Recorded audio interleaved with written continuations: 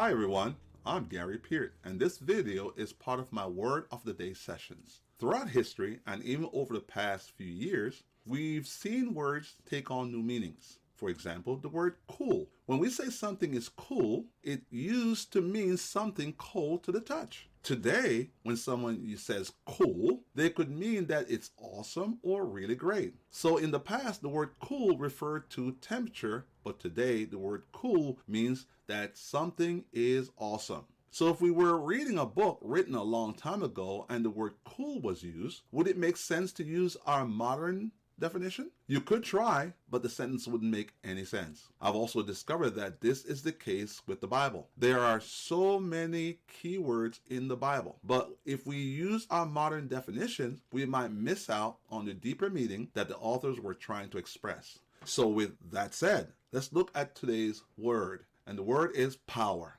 Now, let's start out looking at Acts chapter 1, verse 7 and 8. Acts 1, verse 7 and 8 says, "And he said to them, It is not for you to know the times or seasons which the Father has put in his own authority, but you shall receive power when the Holy Spirit has come upon you, and you shall be my witnesses in Jerusalem and in all Judea and Samaria and to the ends of the earth." Now, let's take a minute to think. What does this verse mean to you right now with your modern understanding of the word power?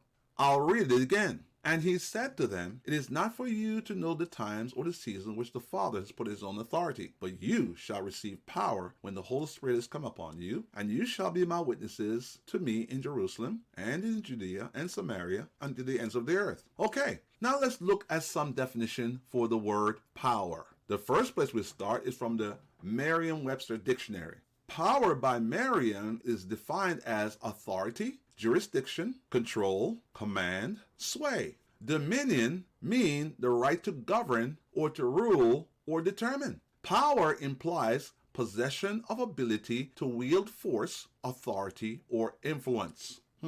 Interesting, huh? Power is an English logical construct reverting to a variety of ideas relating to ability, capacity, authority, and might and strength. In human relationships, power is the authority one person holds over another. Now, let's look at the word power through vocabulary.com. It comes from the Latin word potere, which means to be able. But things with power are much more than able. They're able to exert a lot of force. The powers that be are those who hold authority, and the power behind the throne refers to the people who exert influence without being formally in charge. Now, let's look at the Greek definition of the word power. The most common of these words used in the Greek is the word exousia, which means control, the power of choice, permission, the power of authority, the right privilege, abundance of means, and abuse of power. However, it is also translated as authority as well. It is used to describe both Christ's power to forgive sins, let go of mistakes, and his power over all flesh, all physical reality. Let's look at another Greek word that describes the word power. It is the word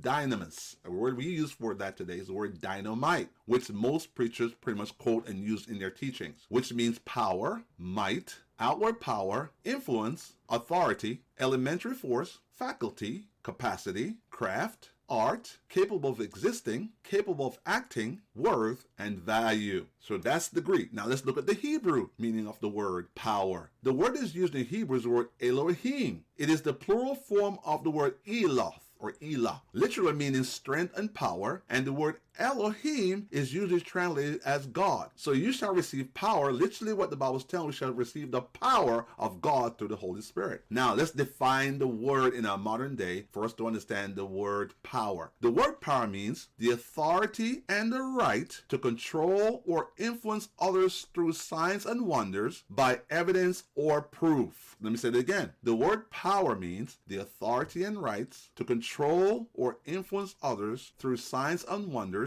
by evidence or proof. Another word rights here can be described as licensing to speak in my name by the Holy Spirit. And by the way, in that same verse, the word witness means one who brings evidence or proof. That's why in the verse it says, you shall be my witnesses, bringing evidence and proof. All right, so now let's reread Acts chapter 1, verse 7 through 8 one more time, but this time with our new understanding of the word power. And he said to them, it is not for you to know the times and the seasons which the Father has put his own authority, but you shall receive power when the Holy Spirit has come upon you, and you shall be my witnesses in Jerusalem, in Judea and Samaria, and to the ends of the earth.